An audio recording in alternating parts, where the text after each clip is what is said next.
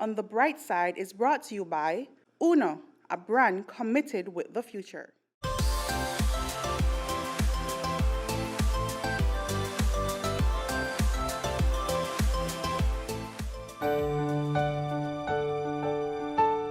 For some, love is an act, the expression of a union celebrated.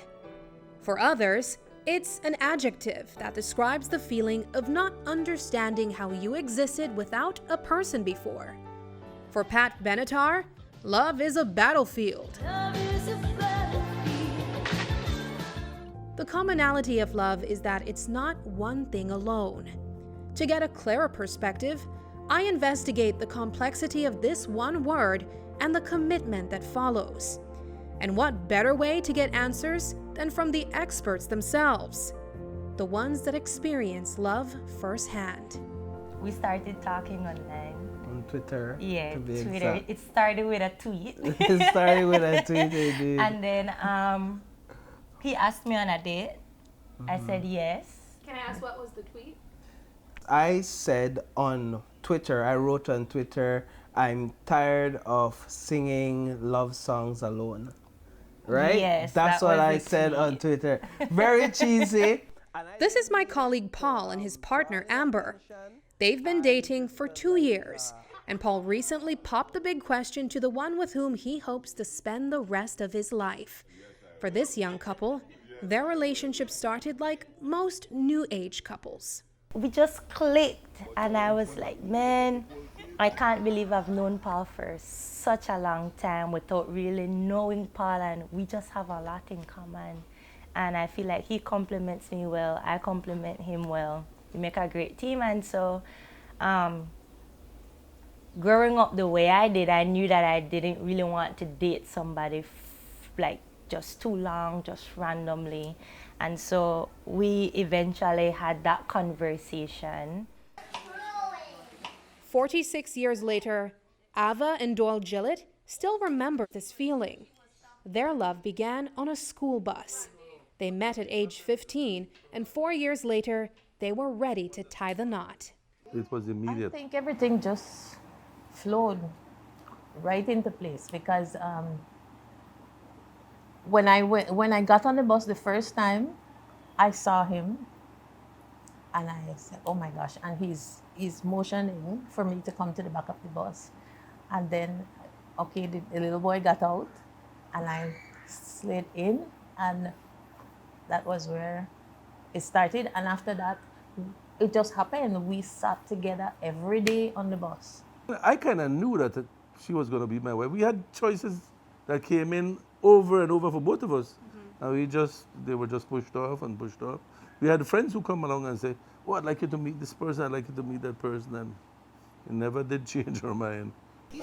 Paul and Amber are only just starting this life commitment.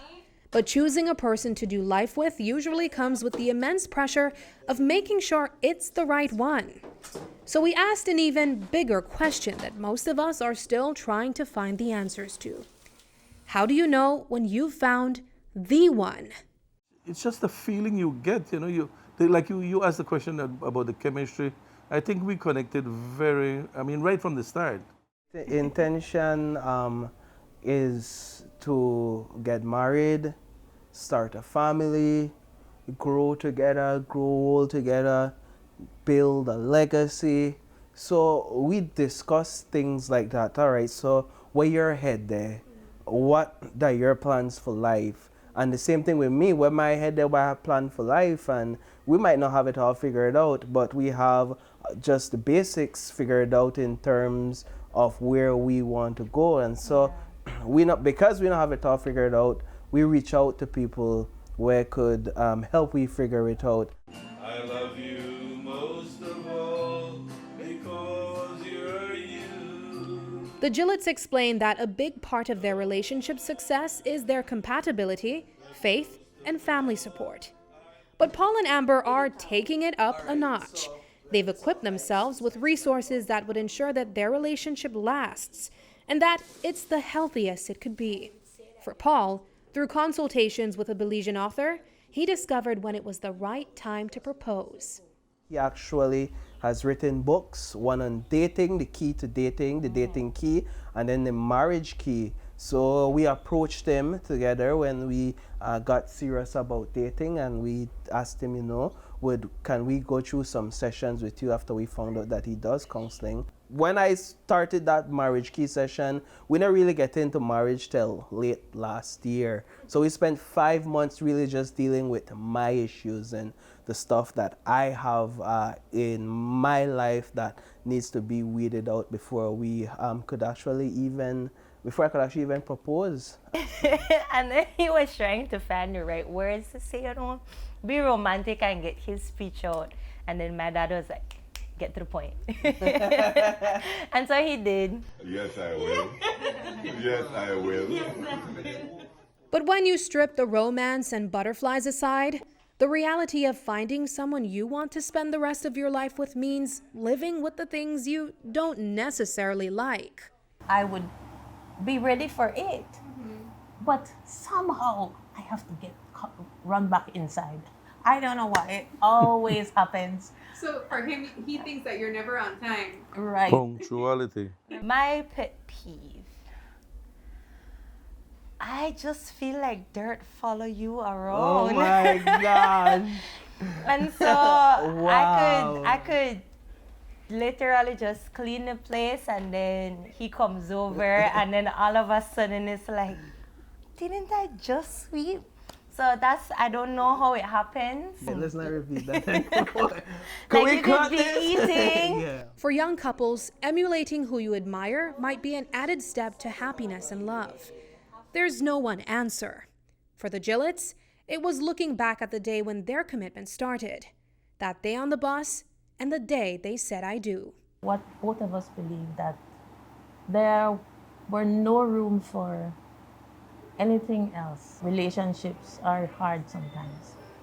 Really, life throws you some real hardballs. So with that, we fought it and we made it up to this point. What makes it work is the work. Putting in the work. A lot of people tend to think that, oh, because we're in love, it should come easy, you know, but that's just a part of it. You have to put in the work. You have to be committed. If you make up your mind and you say that, okay, this is what we want, this is what we're doing, then we have to put in the work. We have to communicate. We have to have the hard conversations and have it as often as necessary. For now, we know some things for certain. Love is the feeling we get. It's the act. It's certainly the battlefield. And it's work. Indeed, there isn't one answer. Love just is. But most of all, I love you 'cause you're you. Looking on the bright side, I'm Sabreena Daly. On the Bright Side was brought to you by Uno, a brand committed with the future. That's the sound of fuel efficiency. Every day, every time, I choose Uno Fuels powered with Dynamax. Uno, a brand committed with the future.